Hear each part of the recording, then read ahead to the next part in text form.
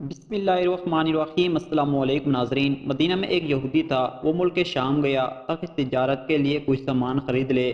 سامان خرید کر جب وہ واپس آ رہا تھا تو اس کی نظر ایک غلام پر پڑی جس کا رنگ بہت کالا تھا، وہ کسی لحاظ سے بھی خریدنے لائق نہ تھا۔ یہودی نے سوچا کہ اگر وہ اسے خرید لے اور اپنے شہر مدینہ میں جا کر مہنگے داموں بیچ سکتا ہے اور نفع کما سکتا ہے۔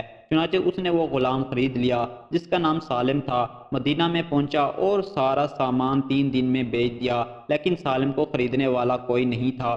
ہر کوئی اس کی شکل و صورت دیکھ کر نظر انداز کر دیتا تھا۔ یہودی نے غلام سالم سے کہا کہ وہ سامان پکڑ کر دھوپ میں کھڑا ہو جائے تو لوگ یہ سمجھیں گے غلام بہت محنتی ہے اور دھوپ میں بھی کام کرتا ہے، تو وہ خرید لیں گے۔ سالم نے ایسا ہی کیا، لیکن لوگ ہوشیار تھے، انہیں پتہ چل گیا کہ یہ غلام معاذ مالک کے حکم پہ کھڑا ہے۔ مدینہ میں ایک خاتون تھی جو اپنی خدا ترسی کی وجہ سے مشہور تھی۔ انہوں نے جب غلام کو دیکھا تو اسے خرید لیا۔ اس خاتون کا نام فاطمہ تھا۔ مکہ سے ایک صاحب مدینہ آئے جن کا نام حذیفہ تھا۔ لوگوں نے انہیں مشورہ دیا کہ فاطمہ بہت پاکیزہ اور خدا ترس خاتون ہے، آپ ان سے شادی کر لیں۔ حذیفہ نے تسلیم کر لیا اور فاطمہ سے شادی کر کے واپس مکہ روانہ ہو گئے۔ سالم غلام بھی ساتھ چلا گیا۔ مکہ پہنچ کر حذیفہ نے اپنے دوست عثمان بن عفان سے ملاقات کی اور اسے خوشخبری دی کہ میں نے مدینہ میں ایک خاتون سے شادی کر لی ہے جو بہت اچھی خاتون ہے اور اپنی پاکیزگی کی وجہ سے مشہور بھی ہے۔ لیکن عثمان نے اپنے دوست حذیفہ کی بات پر خاص توجہ نہ دی۔ اس کی بے رخی کی وجہ سے حذیفہ کو رنج ہوا اور انہوں نے اپنے دوست سے اس کی وجہ پوچھی تو سیدنا عثمان رضی اللہ تعالی عنہ نے بتایا کہ میں اسلام قبول کر چکا ہوں اور تم مسلمان نہیں ہو، لہٰذا ہماری دوستی نہیں رہ سکتی۔ حذیفہ جانتے تھے کہ عثمان بہت سمجھدار انسان ہے، وہ کوئی بھی بے فائدہ کام نہیں کر سکتے، لہٰذا اپنے دوست کو کہا کہ میں بھی اسلام قبول کروں گا اور اپنی زوجہ فاطمہ اور غلام سالم کے ساتھ اسلام قبول کر لیا۔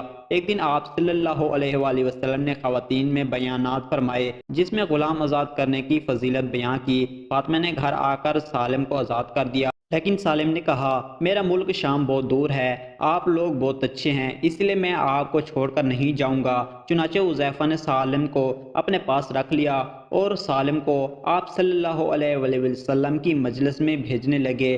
سالم قرآن کی تعلیم حاصل کرنے لگے۔ وقت گزرتا گیا۔ ایک بار یوں ہوا کہ وہ مسجد میں قرآن پڑھ رہے تھے کہ آپ صلی اللہ علیہ وآلہ وسلم تشریف لائے اور ان کا قرآن سن کر کہا تمام تعریفیں اللہ کے لیے ہیں جس نے میری امت میں سالم جیسے لوگ پیدا کیے۔ اتنی بڑی تعریف تھی کہ اس سے پہلے کسی کے لیے نہیں کی گئی تھی۔ ہجرت کا حکم آیا اور سالم نے بھی مکہ سے مدینہ کی طرف ہجرت کی۔ مدینہ جا کر وہاں کی سب سے پہلی مسجد قباء کے امام مقرر ہو گئے۔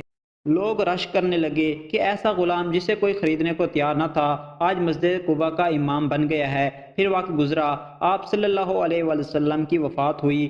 خلیفہ رسول سیدنا ابو بکر رضی اللہ تعالی عنہ کا زمانہ بھی گزرا اور امیر المومنین سیدنا عمر رضی اللہ تعالیٰ عنہ کی وفات کا وقت بھی قریب ہوا۔ اس وقت سالم دنیا سے رخصت ہو چکے تھے۔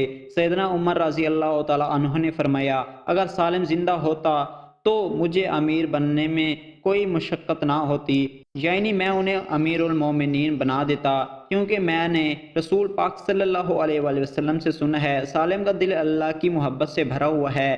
سبق یہ ہے کہ قرآن کے ذریعے لوگوں کو عزت بھی ملتی ہے اور ذلت بھی۔ جو قرآن سیکھ جاتے ہیں انہیں اللہ تعالیٰ ایسی حکمرانی عطا کرتا ہے کہ وہ لوگوں کے دلوں پر حکومت کرتے ہیں۔ سالم جن کو کوئی غلام کی صورت میں خریدنے کو تیار نہیں تھا، انہیں قرآن نے کیسی عزت سے نوازا۔